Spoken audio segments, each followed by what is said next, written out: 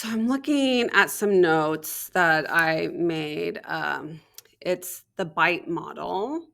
Dr. Stephen Hassan created this, and I had just listened to his audiobook.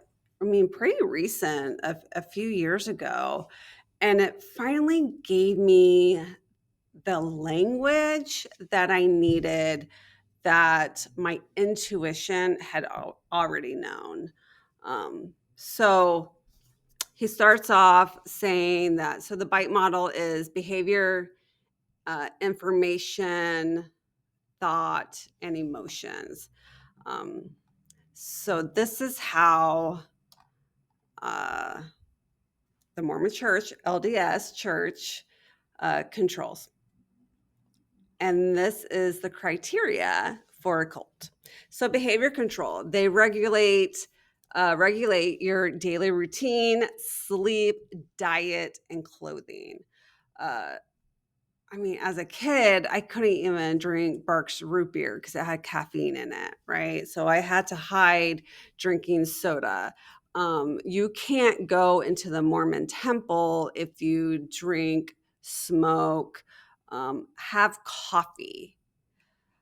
So if you drink coffee, you can't go to the temple. And if you don't go to the temple, you can't go to heaven. And then your family is not able to be eternal and you can't be together. Yikes. Another way that cults control behavior is discouraging independent decision making. I was told that the patriarch,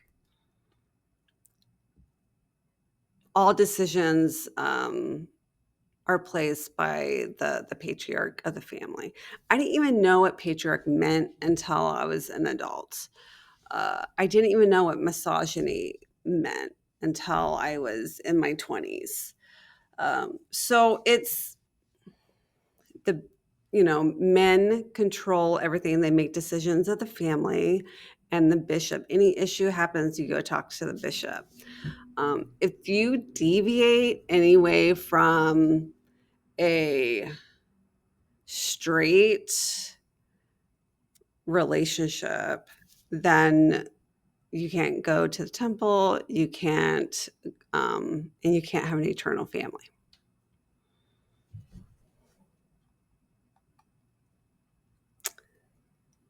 So everything was scheduled for me. So my family is told, my parents are told by the prophet, or I think it's 12 apostles. I don't know. It's been a while since I've been in the church.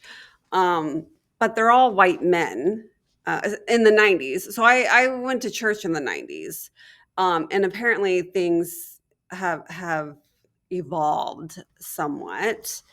Um, I think it's just all a PR stunt to get people to remain in the church. So I wasn't even supposed to have like a second ear piercing. Like that was like really bad to do.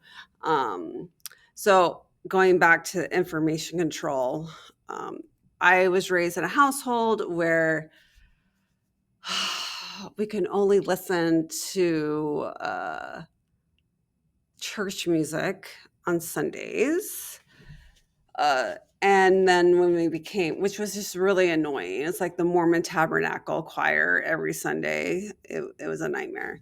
Um, and then when we were teenagers, we thought my mom was really cool because, it was breakfast with the Beatles. So I always thought it was kind of funny that, we're listening to the Beatles, but, we're only supposed to listen to Mormon approved music. And Lucy and the Sky with Diamonds, like, and then going to sacrament meeting. It's kind of funny. Uh, Another way cults control information is discouraging access to outside resources. So when I was listening to Dr. Hassan's book, I was like, oh my gosh, I am bad this is anti-Mormon literature. I'm not supposed to listen to this. I'm not supposed to know this, right? So in the 90s, when I was, in high school, we didn't have social media, so I didn't know that um I didn't know that this wasn't normal, right? Uh, so the Mormon Church distorts information, misrepresents information. I feel like they're gaslighting. And it's like, uh, doctrine changes, like in the 70s. Oh, Black people can have the priesthood now. And now it's okay to be gay. You just can't have sex. You have to, what did my mother say? You still have to be chaste. So that's a new PR shift, but it's still a way to shame people into obedience. Ooh, this is a big one. Spying and reporting on members. Yikes. Um, I remember my sister telling me that when she was at BYU, she like ratted out her roommate because her roommate was getting a back massage, or they were alone in her room, something like that. Um, so my sister told the people, and her roommate got in trouble. Wow. So there's no discussion on healthy relationships, healthy sexual relationships.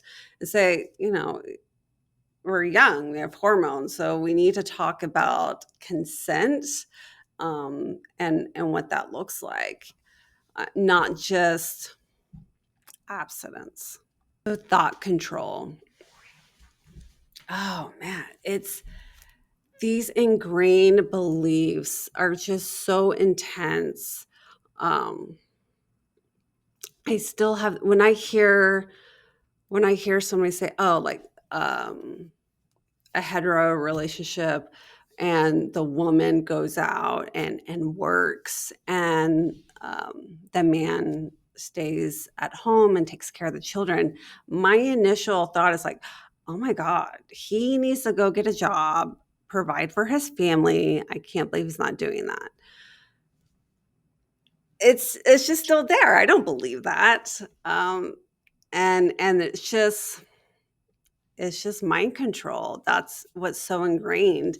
Um, that is a woman's role.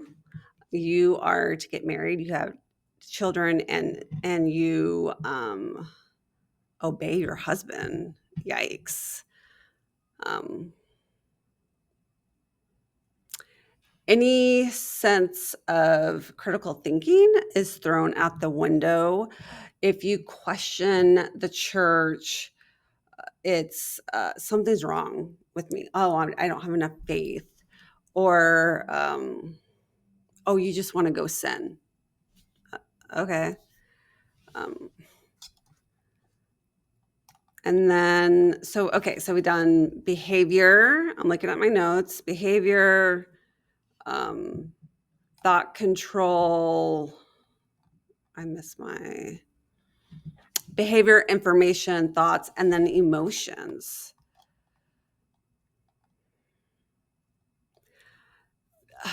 Guilt and shame definitely has just is it's a way to control. Um, for me, it was sex. So I had premarital sex in high school, and I had so much shame about that, letting my parents down because I'm going to be the missing link in their eternal family. So even before I was born, my parents had plotted out my life for me, right? Had already thought, oh, right, you stay in the Mormon church, you follow all the principles, you get married, you have kids, and you do the same thing to them. And I chose not to do that.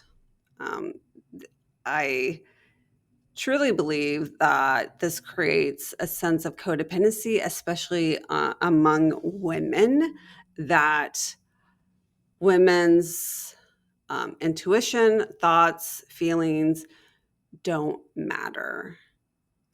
And it's up to the man to make the decision. So self-worth is tied into obedience.